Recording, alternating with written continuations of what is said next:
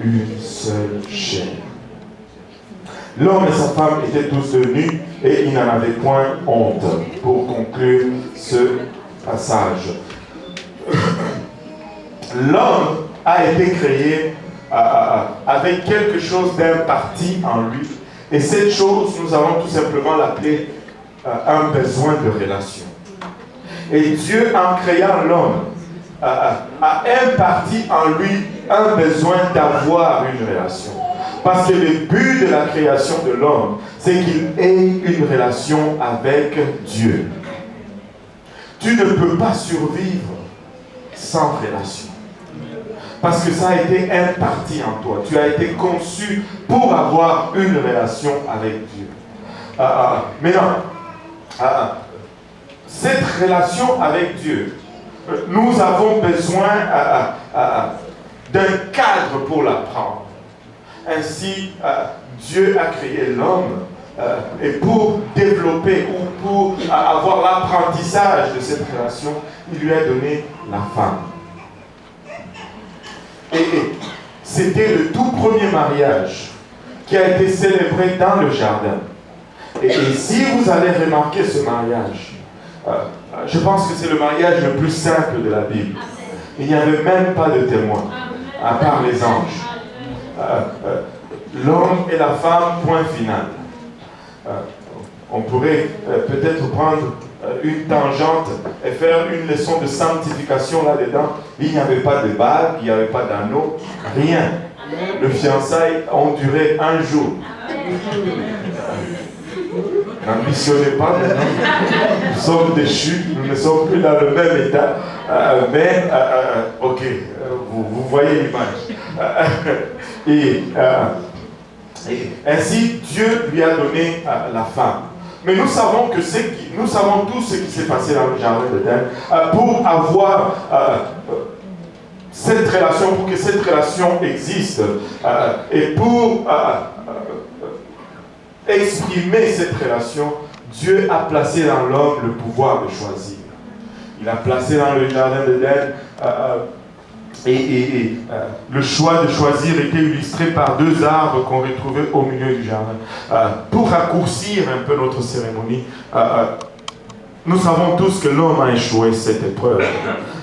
Il a mal choisi, il a choisi la connaissance au lieu de choisir la vie éternelle. Il a été chassé du jardin d'Éden. Ainsi, cette relation qui devait être développée avec Dieu n'a pas pris place.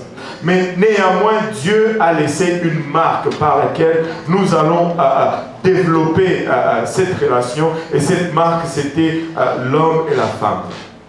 Et si nous lisons le passage que nous avons lu, nous lisons que c'est pourquoi il est écrit dans 1 Corinthiens 15, 45, c'est pourquoi il est écrit le premier homme, Adam, devint une âme vivante, mais le dernier Adam est devenu un esprit vivifiant. Ici, Paul est en train de parler de nul autre que Jésus-Christ. Nous avions eu une opportunité de développer cette relation par le canal de ce premier homme qui était Adam, mais le plan a échoué.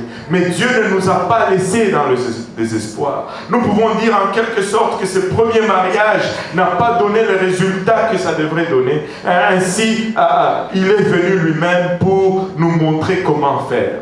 Le deuxième Adam est venu. Peut-être Carl et Laure aujourd'hui ont expérimenté cela d'une quelconque manière. Ils ont fait ce premier mariage qui est un mariage civil, que moi je dirais qui est du type adamique, mais ils se sont dit c'est pas assez. Nous devons faire aussi le spirituel.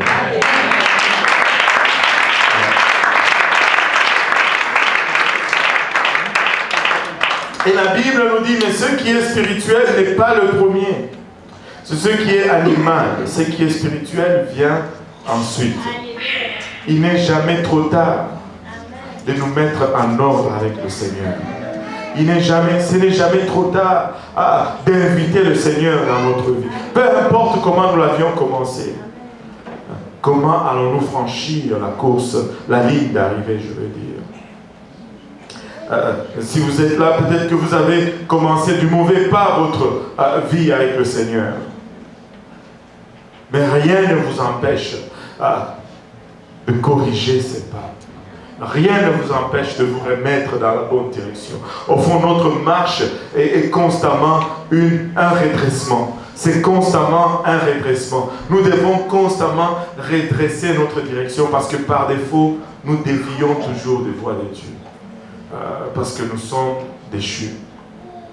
Le premier homme tiré de la terre est terrestre, mais nous ne voulons pas nous limiter au terrestre. Parce que cette terre va être détruite avec tout ce qu'elle renferme. Le second homme est du ciel. Et le ciel demeure. Nous voulons être du ciel. Tels et les terrestres, tels sont aussi les terrestres. Ce qui est terrestre est temporaire, mais ce qui est céleste est éternel. Et de même que nous avons porté l'image du terrestre, nous voulons également porter l'image du céleste. Cette première relation qui a été brisée dans le jardin d'Éden, elle a échoué. Mais heureusement qu'il y a eu le deuxième Adam, Jésus-Christ, qui est venu réparer là où le premier Adam a échoué. Regardez avec moi 2 Corinthiens 5, 17. On va commencer à partir du verset 17. La Bible nous dit, si quelqu'un est en Christ, il est une nouvelle créature. Les choses anciennes sont passées. Voici toutes choses sont devenues nouvelles. Quand nous venons en Christ, nous ne pouvons plus faire les choses qu'on faisait auparavant. Et il nous dit au verset 18, et tout cela vient de Dieu qui nous a réconciliés avec lui par Christ. Laissez-moi vous dire que Dieu désire restaurer cette relation que nous avons brisée dans le jardin d'Éden. Dieu désire que nous nous réconcilions avec lui par le moyen de Christ. Et non seulement nous, mais après que nous nous ayons réconciliés, il nous a donné aussi le ministère de la réconciliation. Qu'est-ce que cela signifie? Cela signifie que après ma propre réconciliation avec Dieu, je suis appelé à travailler pour amener d'autres aussi à se réconcilier avec Dieu. Non seulement je me réconcilie avec Dieu, mais j'ai un ministère. J'ai un service. Ministère veut dire tout simplement service. Et mon service consiste à aider aussi tous les autres à se réconcilier avec Dieu. Je deviens un agent réconciliateur. Et notre prière en faisant ceci, notre prière en célébrant cette union, notre prière en allant à travers ce que nous avons passé aujourd'hui, c'est que ce service soit un point de réconciliation pour quelqu'un avec le Seigneur. Qu'on puisse voir comme Laure et Karl se sont réconciliés avec le Seigneur. Qu'on puisse utiliser cela comme exemple afin que nous puissions aussi à notre degré, à notre niveau, nous réconcilier également avec Christ. Alléluia. Laissez-moi vous dire une chose. Le but de notre existence ici sur cette terre, c'est de nous réconcilier avec notre Créateur. Si nous manquons ce rendez-vous, nous aurons manqué le but pourquoi nous sommes ici sur cette terre. Dieu désire cette réconciliation.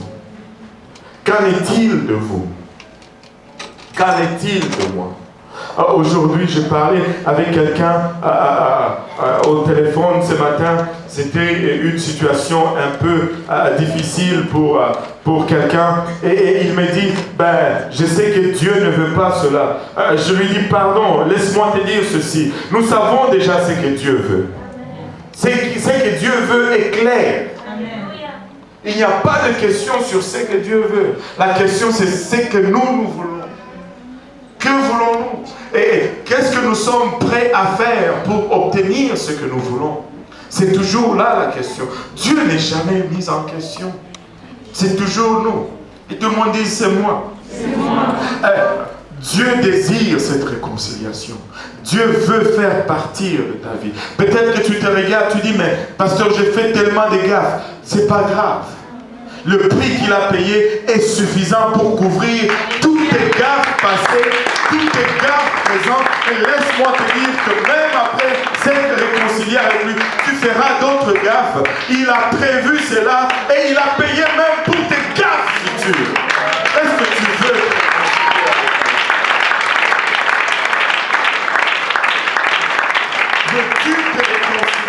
avec Dieu aujourd'hui? C'est ça la question. Tu dis, mais c'est difficile. Il dit, je suis volontiers à venir et à t'assister et à t'aider. Il dit, je vais rendre cela facile. Moi, je paye le prix. Toi, tu donnes tout simplement le consentement. Il a tout payé. Nous chantons des fois cela dans certaines chansons. Jésus a tout payé. Et nous sommes contents. Et nous devons être contents car il a vraiment tout payé. Il nous a donné le ministère de la réconciliation. Regardez le verset 19. Le verset 19 me réjouit profondément car Dieu était en Christ. Il est venu lui-même. Il n'a pas envoyé quelqu'un d'autre, il est venu lui-même. C'est avec lui que nous avions une relation brisée et c'est avec lui que nous allons restaurer cette relation. Écoutez, si j'ai eu des problèmes avec Pierre, si je me suis chicané avec Pierre, si j'ai emprunté de l'argent à Pierre et que j'ai bouffé cet argent,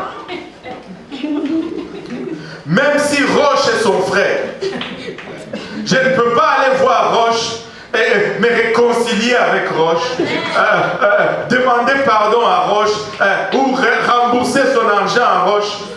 Il serait peut-être content de recevoir l'argent, mais ça ne va pas arranger le problème avec Pierre. Dieu est venu lui-même. Il est venu lui-même. Il n'a pas envoyé une tierce personne. Alléluia. Il est venu lui-même. Car Dieu était en Christ. Non, les fils de Dieu étaient en Christ. Dieu, Jéhovah, était en Christ, réconciliant le monde avec lui-même. Quand tu vas à Jésus-Christ, tu ne vas vers nul autre que Dieu lui-même. C'est pourquoi il dit, alléluia, je suis le chemin, la vie et la vérité, et nul ne vient. Non, nul ne va, nul ne vient, parce que Dieu était en Christ. Alléluia. J'ai envie de danser un petit peu.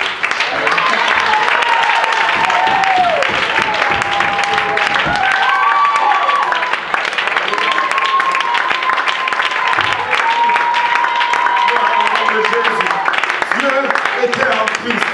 Je suis le chemin, la vie et la vérité. Et nul ne vient. Nul ne vient. Parce que Dieu était en Christ. Non, nul ne va, mais nul ne vient. Alléluia. Alléluia. La parole de Dieu est excitante. Elle est dangereuse de fois. Peu importe ton humeur. Même si tu es abattu, même si tu es offensé, quand tu commences à...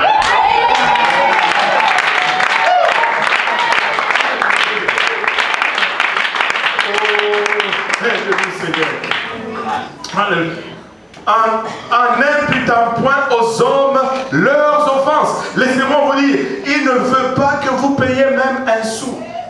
Il n'impute pas aux hommes leurs offenses. Tu dis, pasteur, je suis tellement pire, tu ne me connais pas. C'est la première fois que tu me vois, peut-être. Certains d'entre vous, j'ai vu peut-être plusieurs fois, mais je ne connais pas tout. C'est pas grave. Vous me dites, pasteur, tu ne connais peut-être pas. Oui, je ne connais pas. Je n'ai pas besoin de connaître.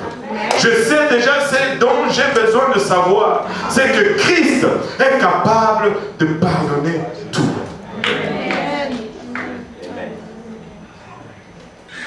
Tu dis, je suis mauvais. Je suis d'accord avec toi. Moi et Dieu sommes d'accord que tu es mauvais. Mais est-ce que tu vas accepter ce que Dieu t'offre? Oui, tu es mauvais, c'est correct. On l'accepte. Mais est-ce que toi, tu vas accepter ce que Jésus offre? Est-ce que toi, tu vas accepter le prix qu'il a payé pour ta méchanceté? En n'imputant point aux hommes leur offense, il a mis en nous la parole de la réconciliation.